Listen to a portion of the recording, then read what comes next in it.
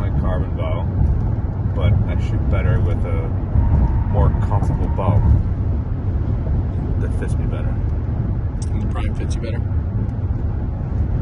Yeah. And you're shooting right now. You're shooting the carbon bow, and you don't even really like it as much as I like it, but it's not. It doesn't fit me the way I've shot a lot better bows and shot better with better bows. Yeah, that fit me better. Right. And you're still shooting how, like, what is your score right now in the 3D league, just to give us a rough estimate? Like, you shot how much? How many points? Averaging at a 20 target course. I'm averaging right now between 6 and 12 up.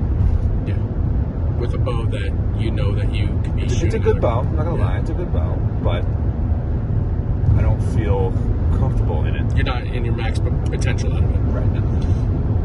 Got it. So, and you feel like with just shooting this Prime, you feel like a lot more comfortable in shootability. It fits me better. So I'm not going to say I'm going to shoot better, but it fits me better. Gotcha. But when it's something that fits you better, you feel more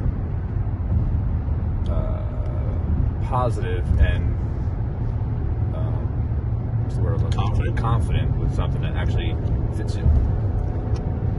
So the scores should reflect. Yeah, for sure. Yeah. Well, I seen you shoot many different bows. You jumped from shot a lot of bows. PSE to Matthews to freaking Expedition, Darton, all of them, and even bows that made like what's that random bow we shot? Gearhead. Gearhead, yeah. I shot that bow good, and I shot it terrible. Yeah. So. Like I said, it all depends on how the bow fits you. Right. Every bow is a machine, and it's going to produce the same thing over and over and over again. It's just the way it is. Yeah. It's the archer that makes that's adaptive to whatever the machine is that they can shoot too. Because there's a lot of target guys out there that are shooting the same bow for the last 6 years because they're just so comfortable with that rig. Correct. Right? Then there's guys that are forced to shoot the new flagship bow that comes out every year, and they have to get reaccustomed. And that's why I give it to guys like Levi and stuff like that, because they have to shoot a new bow and break it down and get competitive with it overnight, where these other guys have been shooting the same rig and they don't have to learn a new rig. They're just sitting in the same comfort zone, But when you're shooting something, when you're shooting competition like Levi or Danny McCarthy or Danny Evans, all these, you have muscle memory, and it's. But can't that muscle memory change based off the new rig too? Because it's making you do different adjustments. Yeah, not entirely, but increments. When you shoot so much, and your job is to shoot, you can finesse things for that bow to shoot better, and then use that new muscle memory is what you have. Got it. Yeah. I'm nothing like Levi at the moment. Shout out to Levi. But at the same time, I also can shoot any bow. Yeah, but then again, we could probably go and ask Levi, and he's going to probably, off record say this bow. And it could be whatever bow it is. It could be a Matthews or a Lee when he shot for a Lee. He might have a bow in that back of that mind, and he's like, that was the bow for me. Yeah, of course. Everyone's, right off the get-go, I can tell you that my Darton 3800 was one of the best bows I shot. But the Matthews Halon X-Comp was also a great bow. Right. And so was the Expedition Confection. Those are the three bows, but they're all, if you look at their specs, very similar to each other. Very similar to each other. And to what you looked for and got out the maximum out of the bow. Correct. And what is that? When you break that down, what is it? 34 axle, 36? What is it exactly? What's the specs? It was between 34 and 35 axle to axle, 6.5 inch brace height, and shooting around 320 to 330 feet per second. Yeah, so this I think this chat really goes to show, that it's really just, I always say it's a tailored suit. Yeah. And it's just what feels right for you and what you like and your preferences, but also too like the science behind each bow matters too in regards to especially in target archery and stuff like that. There's a reason why there's nobody on the target line shooting a 29-inch axle bow. Yeah, no. There's a reason for that. Nope. Not even 30, maybe some 32s, but minimum 33, right?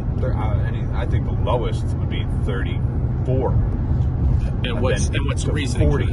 Right. Because axle to axle, you're more forgiving. We're not looking for speed in tournaments because they put a speed cap on the pro classes, which is 300 feet per second. So they want that forgiveness because human error. A short axle to axle bow, you make a slight imperfection in your shot, you're going to see it. Got it. With a small imperfection in your shot with a 36, 38-inch, 40-inch axle to axle bow, it's not going to be magnified to the extent that a shorter axle to axle bow would be. Got it. Cool beans. And the heavier the arrow also is keeps it more true. Keeps it more true, and it also helps if you make an imperfection shot. Right. Lighter arrow, any gust of wind, whatever, anything that you do wrong, it's going to carry a little bit more than if that arrow is heavy. There's that fine line of too heavy also. Right. You got to find that threshold. Our friend Darren found out. Yeah. Maybe he's going to listen to me now. Well, I threw the analogy at Darren on that aspect. I was like, dude, imagine you got a boulder and you go to push that boulder. It's a freaking heavy boulder, don't get me wrong. But you don't have the momentum coming from behind that boulder to get that boulder to move. Yeah, starting from zero. Yeah. So now you need to find and I said for you it might be different than the next person, but you need to find that sweet spot where you're not over the cliff on heavy, where your bow is having trouble kicking that thing out there. It's revert.